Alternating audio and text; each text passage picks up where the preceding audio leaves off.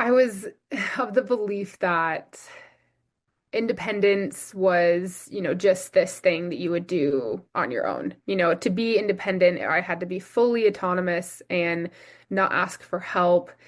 And that, I relied on my physical strength as almost a crutch to kind of get me through any obstacle. And I think, so I'm coming from it as a professional athlete, and I think I take my mobility and my ability to move through an environment for granted. And it wasn't until I had this fall where I wasn't able to walk, I wasn't able to use my physical body or rely on my own autonomy that I had to ask for help, and I had to rely on community to, move through the world.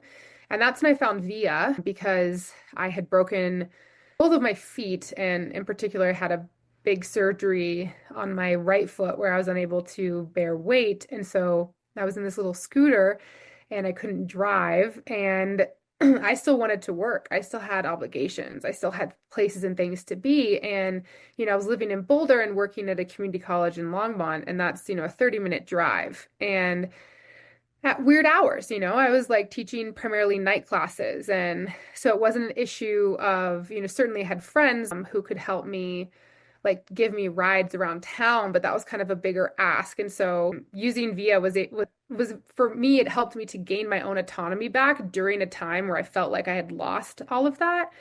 And it has really shifted my perspective moving forward about what I think about, access and mobility to the general population, where I couldn't walk, and literally I had to move out of my apartment because it had two steps to get in and out of the building, and this precariously placed step inside the bathroom to like get into the shower. And I like literally I couldn't I couldn't overcome those things, because I lived alone and I was unassisted. So, looking at the physical world and seeing, okay, like, oh, we might need a ramp here or some other things, or, it's really reshaped how I've thought about things from that perspective, but then also of what the definition of independence and autonomy is. And I think it's actually more of a communal contribution. And, interacting with the people at VIA was just, life changing at that moment. It allowed me to keep working. It allowed me to feel this sense of independence that I could get to and from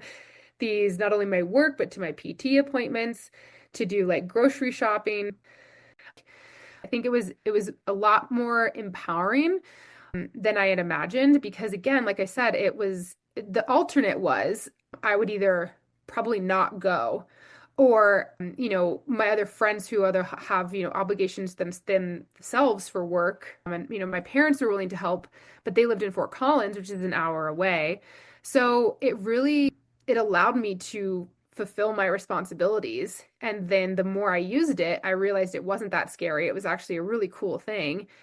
And it actually helped me feel really confident again, because it built my confidence because I was able to feel competent. I was able to concentrate on something that I could do, which was I could still teach. I could still, even if I couldn't run at the moment, I could still teach chemistry, and I could still teach anatomy and physiology and teach people about the bones that I broke, or, in the physics class, teach people about terminal velocity of what it means to fall 150 feet off of a cliff. So, yeah, so it was like, it helped me to regain my confidence by showing myself that I could still be competent, and that didn't eliminate any of that by just asking for help. So I felt like it was more of a catalyst for those things when I was really struggling, because it's easy to focus on the things that I couldn't do, but VIA helped me focus on the things that I could do.